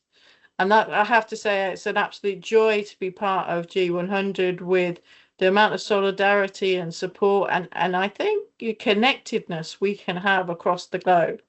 And that lack of community is actually a real issue. And actually, sometimes it's genuinely about finding your tribe and finding people who are like-minded, who you can actually have some laughter with, share your stories, share your pain points. So that sometimes it's about that. Other times you might be going through grief and you need some one-to-one support. It doesn't always necessarily need to be someone who's therapeutic. It could be someone who actually gets where you're coming from. So, there's kind of different levels, and you kind of got to find the fit for you. And how you can assess whether it's a fit or not is like is actually giving it a bit of a try for a couple of sessions. And at the end, of those is like, is it actually making a difference for you? Or if it's not a fit. Now, sometimes people, think that they need to keep going on at this for a long, long time, and they're not giving it. You really don't. You need to give it a few sessions, and then really it's a bit like those dating apps. It might be a fit, it might not. You need to find the person who's like more your one, the one that actually works for you. It's got to feel helpful. It's got to give you insights. And that's the whole point, is you're going for help. So sometimes we're so big on people pleasing that we stay in things that actually aren't giving us extra value, aren't nurturing us, aren't giving the things we need. Now, I bet hand on heart, most of you have probably stayed at a certain club or stayed something a little bit longer because you felt you should do, rather than it was actually helping you. So this is full permission to not do that. To actually, if it's not a fit, you don't need to stay in that particular group. And actually, a big part of the relationship is definitely what they bring to the table, but also what you bring to the table, because you're going to have to give a little bit of effort yourself and try. And sometimes people aren't ready to do that, and there's no shame in that. That's okay if you're not in that place. So that's part of it, is if you're ready to also engage in the process. I thought it'd be helpful just to have a checklist if you have a person. So these are the few things you can ask after a couple of sessions. Do you feel respected, understood? Do you kind of know what you're doing, what you're aiming for? It can be a flexible plan or goal. Are you learning things that are actually moving the needle to where you need to go? And however slowly. And is it a place where you feel safe? We talked about psychological safety earlier, and that's very important in this therapeutic environment. About you could be able to be honest with this person so that they can support you. Now, if you've got 2 or more no's, then it's not for you. You need to kind of switch that up. If it's a resource and you're looking at the app or you're looking at that book, is it actually being helpful? Does it make sense? Are you learning the things you wanted to learn? Are you gaining the things you wanted to learn? Is your overall trend improving again? If it's not, again, it's okay to swap. If you've given it a good go, it's time to change it. So it's about making, you're wanting to make a progress. So if that's not happening, then it's about swapping to something else that actually work. And sometimes the techniques aren't a fit. When I speak to my neurodivergent workshops and coaches, I tell people, I'm going to give you a range of tools to try. Choose the one or two that you resonate with you, and some of the others you might think, what is Helen talking about? Or it's not a fit. And that's absolutely fine, because we're trying to find things that work for us and our particular types of brains, who we are as a person. And everything's going to have a natural ending. So at some point, it might be an ending because it didn't work and you want to swap it out. Other times you actually got to a place where you're actually, you've reached the goal you wanted to do. You're finding things more manageable. You actually manage to process it. Sometimes people can get so comfortable with going to therapy that actually they're using it as more like a reassurance rather than actually to progress them. And you can do that. It's just an expensive thing to do if you don't need that anymore. And you can, if you can articulate what's changed and how you will maintain it, then definitely that's a healthy point to say, okay, we've managed to do what we wanted to do. And my last thing was saying about well-being is actually a journey. It's not the destination. It's something that we always kind of working towards in one way or another. And as I said, I spoke a lot about well-being, but well-being and mental health intersect hugely with neurodivergence. There's a higher burnout rate. We were talking about burnout rate in this previous, and there's actually neurodivergent individuals burn out at a higher rate and for longer than actually the rest of the population. If anyone's interested, obviously I do talk about neurodiversity as well as mental health. You can get me on hello@ndaccreditation.com, and we've got a free toolkit that was about inclusion for leaders if they are interested. So there's that offer if people want. But the whole point is that we're always going to need help, okay? And actually there can be a lot of shame around it. And actually I make a point at work. Imagine as a clinical director, people are expecting you to be esteemed, and it's like, well, actually I need to say, like, sometimes I have counseling, sometimes I go to a group to get support for this. Well, leading by example is really important. Today I was looking around a hospital and they were showing me their stats, and that's all well and good. And I was like, yeah, I said, but do you know what? Your number of patients you're seeing has gone up, but your quality is maintained to stay the same. I see that as a win. And we were talking about how we can, optimize what people do, but it's not just about the widget. It's about doing it with our humanity, about doing it, with remembering that kindness and people around. And I think it's really, we're all in positions where we can amplify that, where we can say, we don't always know, we sometimes need help. Because when we're open about this, then other people can actually understand. And I'm sometimes open about this and people go, oh, let me help you. And I'm like, no, I've actually got that sorted. But I actually wanted to say, it's okay. It's okay to ask. And I think I'm very passionate about visible leadership, and that's actually showing kind of the talk. And we were saying that, do people actually stop? Do people have breaks? Do we do that things? Imagine the power of me in a capacity in a planning meeting when I can say, actually, how are we going to finish this in time or 5 minutes before, so we can always have a comfort break? Actually, what's your staff well-being like? Not just the numbers. We can lead by example by dropping these things into the conversations, particularly when we're in positions, as I'm fortunate to be, of power and privilege. Thank you. Thank you so much. And the line that you reiterated, that is leading by example, is so very important, because anybody can say anything, but at the end of the day, it's action that speaks. That only speaks. And that's what everybody's watching. Yes, absolutely. Absolutely. Thank you so much for such a thoughtful, engaging presentation. And we now welcome reflections, questions, and insights from everyone. Yeah.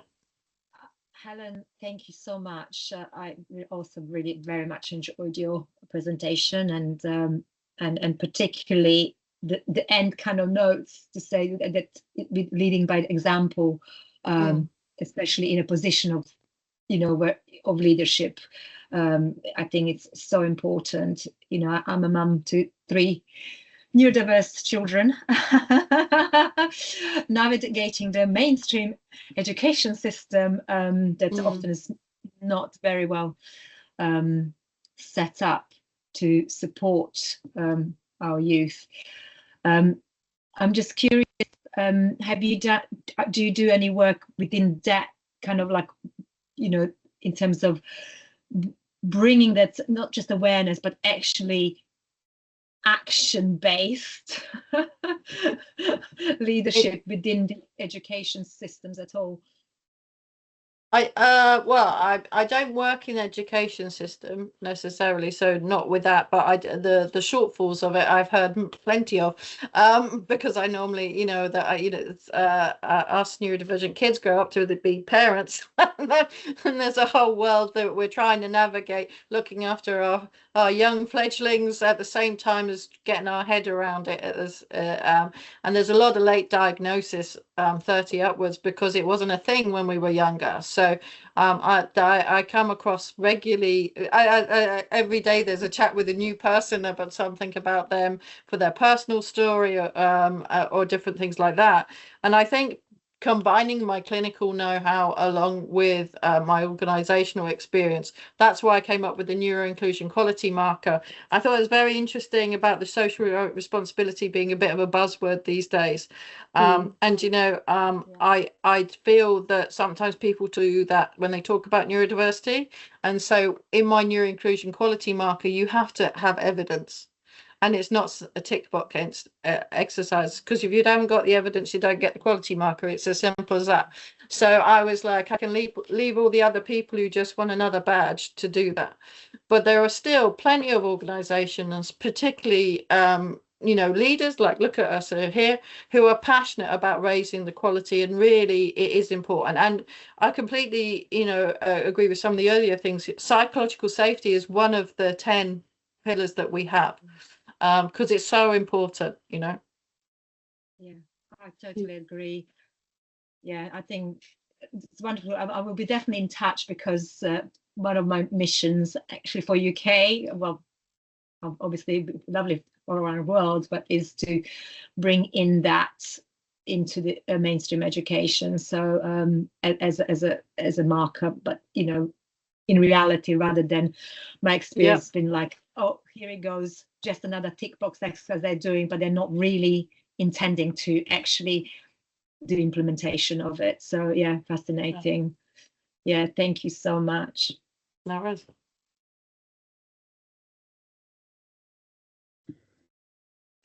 Maybe a bit provocative and pragmatic. On the other hand, pragmatic question: why do you think that there is just so few men at such discussions? In the entire year, we were not able to attract many men, and it's really also like today. I mean, is there any research that's been done on that, or can you comment, or anybody?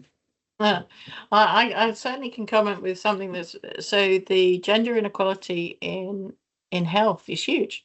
All the research, all the stuff is predominantly historically aimed at men. So women's health has always been like the poor second.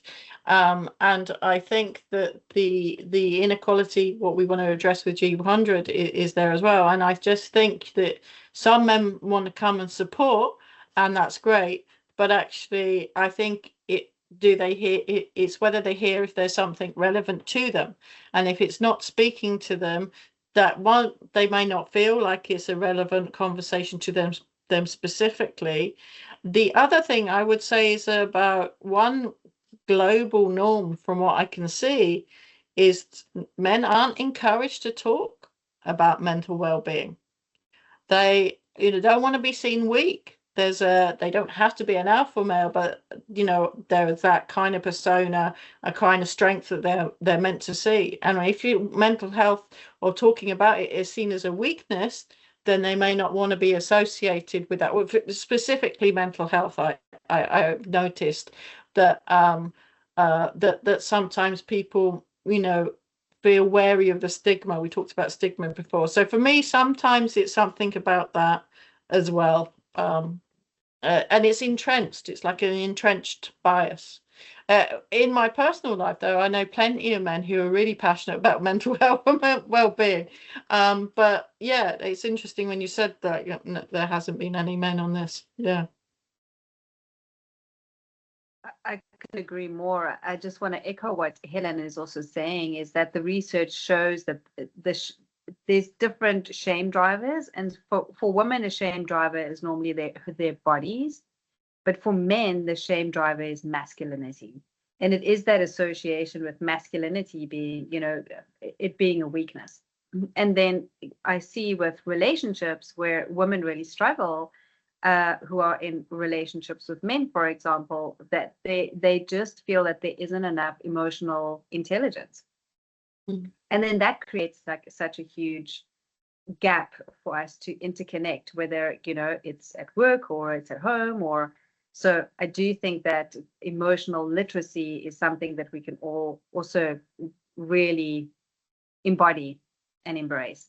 And again, I think it's talking about it, just inviting everybody and talking about it wherever we can. Mm. Yeah. I suppose from my experience, it is that emotional literacy, but the language and I suppose men like haven't had the role models to kind of, go by. So they're the first time learning some of this stuff.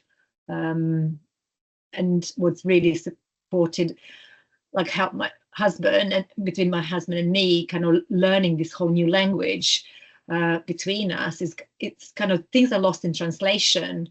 So it's kind of the bridging language that is kind of required. So like, it's almost like when I say something, he needs an interface of translation for him to understand, and vice versa. and we had a massive insight. Yeah, massive insight. Like just this past weekend, that's all it's missing. It's a translation interface. And gosh, can you imagine if we realize that? Then it's nobody's taking any offense anymore. It's like, oh, okay, a man's talking to me. I just need this interface. Translate. Okay, but I'm having to learn that too, right? The translation aspects as much as they do. That whole analogy completely works for different brain types and different neurotypes, because it's actually just you're seeing a world through a different lens. And so when you stop making it about you and start talking about this helps me, I find this useful. I've not got a clue what you just said, but it's not like making people wrong. That's when it actually you have such a different language. And I can't say I did it all my life, but literally since I learned so much doing the last 7 years with the different kind of groups I've done, you've seen over 1,000 people at this point, you start saying actually, I need breaks more often, or I can't go at this for 2 hours, or whatever it is, and that's quite powerful. And I guess it's like, it's how we have a shared language, or try to get a shared language with other, the other gender as well. I mean, I love my brothers very dearly, and my late father, and like you, we say things like in a slightly different way, despite being brought up the same and everything. And I think there's a lot of gender pressure to be a certain way on all sides, and so I just think it's how we, if we stop living in Facebook bubbles, we're actually going to get further by having conversations with someone who might not naturally be our fit. And that's kind of how we can bridge those conversations, because otherwise we're just perpetuating our own view of the world. So Helena, we held 10 series of webinar, including the first one and this wrapping session. During those 10 series of webinar, we tried to invite on an average 3 guests. And out of those 24 guests, as Violeta also told you, that we struggled a little bit to invite, male speakers. We could invite only 3 male speakers out of 24. Wow. And this was, we honestly tried our level best to keep the gender ratio equal. But, I believe you. We actually genuinely tried it. But somehow things didn't seem to work out in that way, because it has always been, kind of our intention to represent gender equality everywhere, on every forum.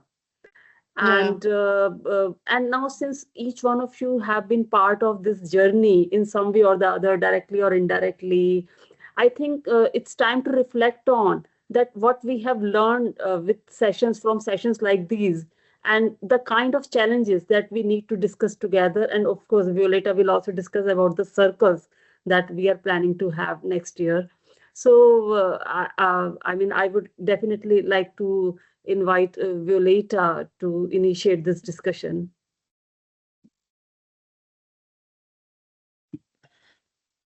Well, first of all, thank you very much for this rich exchange of wisdoms, experiences, and everything else. As Eleftheria said, we really would like to continue with this topic and take it further, but not in the same shape of this only online discussions. We want to go more practical. So the idea is an active circle. So what and how shall we do it? We have not formulated it all the way. We might just try the pilot test within the Ecocivilisation movement with the wings and see, because we know people and we will get more open and direct response, and see how to take it further. It would be great if we could do something together with G100, because that will be immediately a much broader engagement, but all that is a matter of discussion. But definitely the topic is so important that needs to be kept on the front line. As I said, throughout the year, I suddenly felt that without this soft infrastructure of a sort of stable mental health conditions of people, there is not going to be any transition or more inclusive and sustainable society, because the predators really are looking for the weak points in our mental state. That's what they are addressing, right? And if you cannot be truthful to your own field of truthfulness and holistically engage in discussions, then the next phase is manipulation. So by all means, this is an essential element for a healthy society. So maybe you have some reflections that we can take on board. I would love to hear if you want to be included. But definitely in February, Rajni and Eleftheria and I will continue this discussion. And we are planning to launch the first session either in March or April.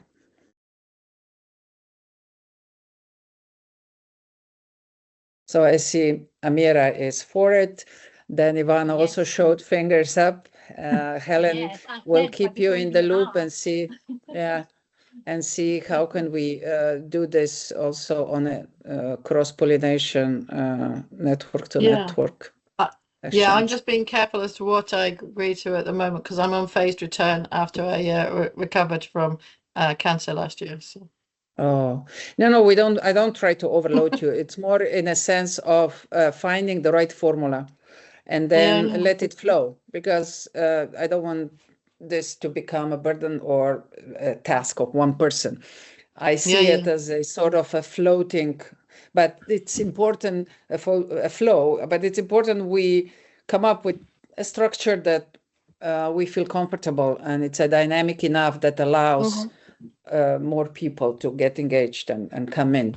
So that's why we thought circles are a good framework, and anybody in the circle can lead based on the topic or on the capacity that people have, not to have a leader per se, but just to be able to, as the mission of this whole year of mental health was to demystify things, to strengthen the stewards, and just to keep it in the front page as something people think about. Yeah, absolutely. And I'm obviously, being the England mental health thing, I'm like very much passionate about doing that and supporting anything. Yeah, so I'm happy to support on any joint collaborations that I can as well. Okay. just maybe for a session where we're going to discuss how to actually do it. But we will go forward and put the basics together based on all this conversation that we've had, and then include you all that showed an interest, and then we'll move on. I mean, I always say that this kind of activity should never be a burden. So you do it to the point that is still a joy. As soon as it becomes a burden, that's not the purpose. So I've got one time should not be a pressure. That's what I'm trying to say. Yeah, But absolutely. Eleftheria, maybe you can comment as well something, because we've had some conversations around that already. Yes. I'm super passionate about circles, and I think we also touched on this, and this is one thing that was a golden thread in everything that we learned this year as well. As Helen said, loneliness is an epidemic.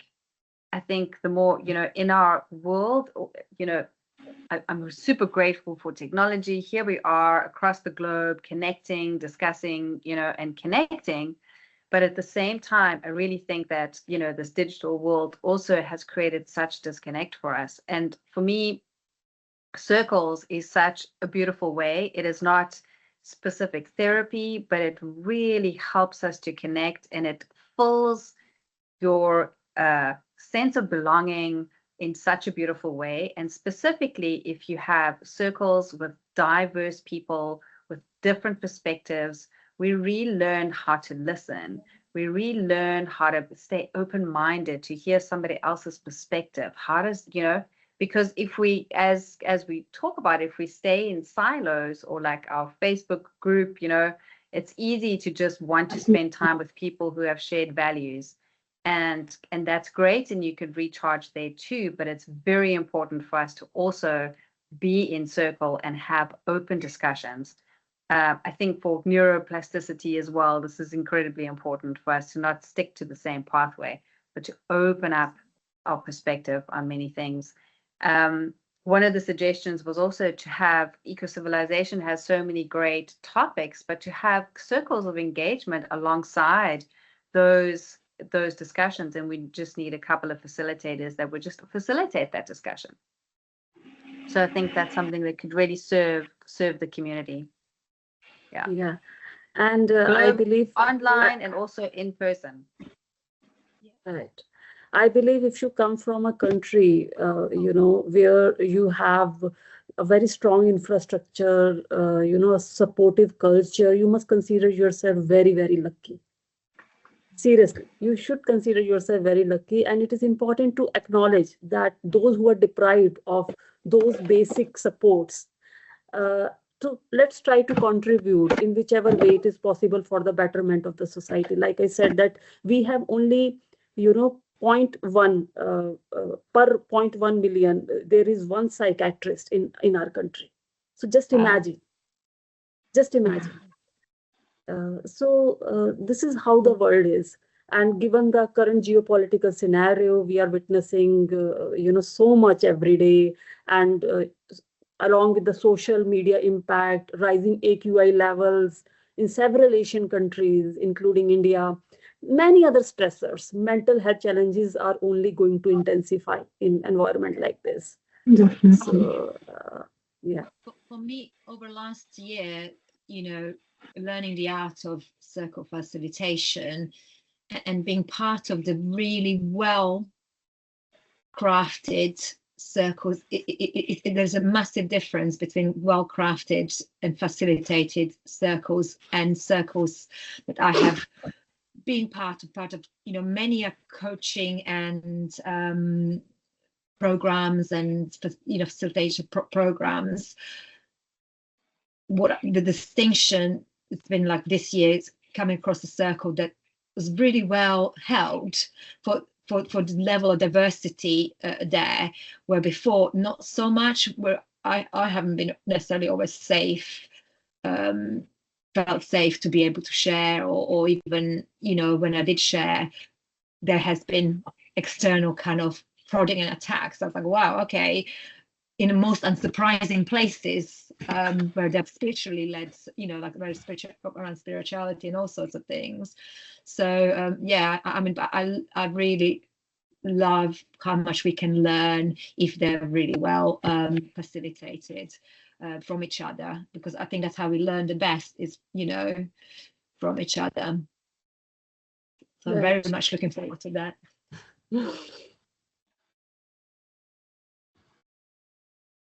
Okay, so I hope we are moving towards closing the session, and as per our agenda, I'm supposed to once again invite Eleftheria for a brief meditative session.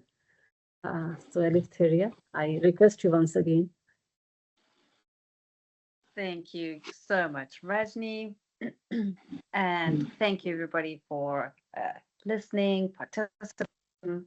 And I invite you now to just place both feet on the ground, gently closing your eyes if that feels right to you,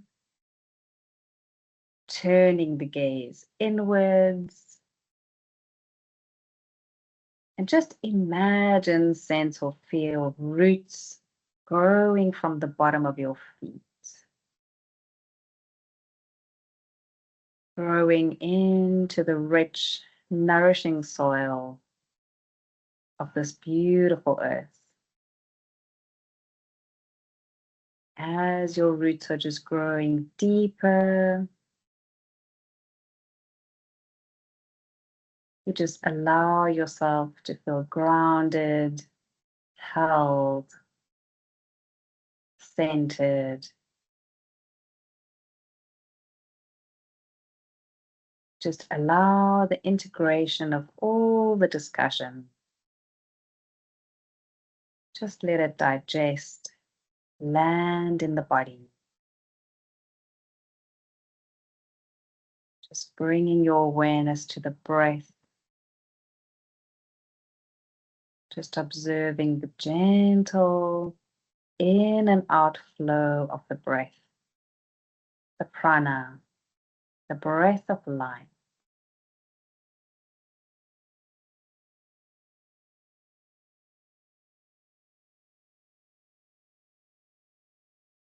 And if this feels right to you, just place one hand on your heart.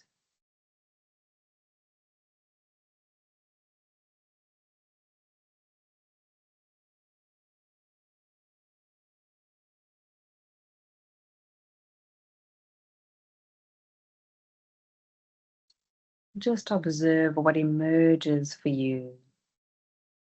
One teaching, one word, one self-care practice that is emerged for you during this gathering. What will you take with you into the next step, the next breath, the next moment?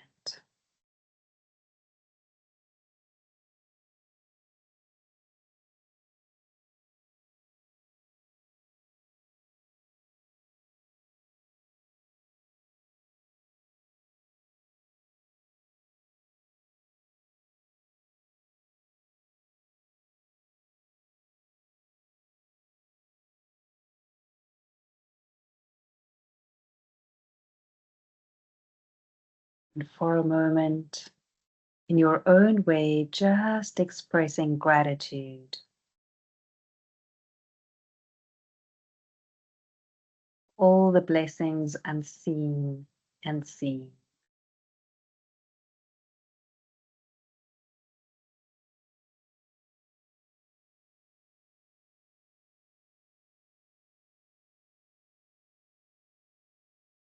Just let the feeling, color, the frequency of gratitude flow, expand from your heart, all the way up your spine and down your spine, and bring with it a wave of relaxation, like little bubbles of just grace and gratitude.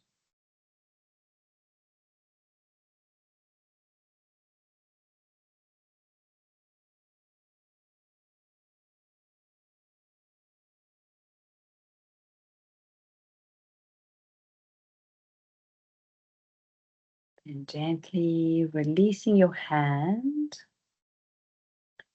will invite you and your innocent, playful child to do a bee breath with me. You're going to take a deep belly breath in, expanding the lungs. And for a full exhale, we're going to buzz like a bee. When you are ready, bzz.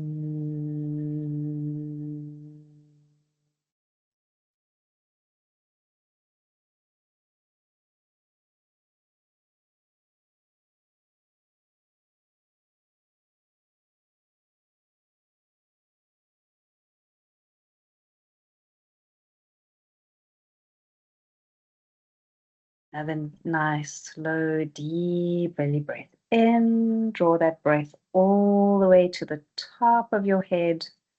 Hold it here for a moment. In your own rhythm and cycle, exhale out that breath with a huge sigh.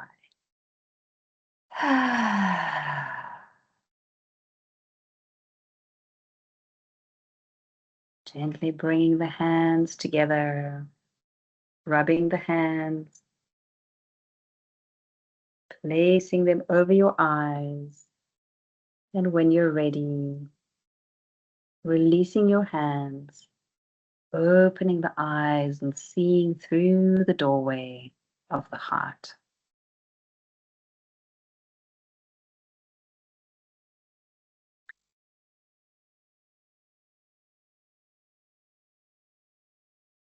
So I wanted to close off with one little practical tip, and that's that bee breath, which vibrates these nerves, which activates the vagus nerve and just helps our nervous system move into rest and digest. Thank you, everybody, for coming along on this beautiful, amazing journey. We've learned so much. Thank you for sharing your wisdom, for your presence, and may we continue to connect and serve from love for the rest of the year. I'll hand over now to Rajni and Violetta for closing. Any closing words? Thank you. Definitely on behalf of Ecocivilisation, Terra Ziva and Vaha Women, I would love to express my immense gratitude towards all the speakers, participants for being part of this wonderful journey. And we look forward to have many more journeys like this in coming times. And I just want Violetta to give a final closing remark.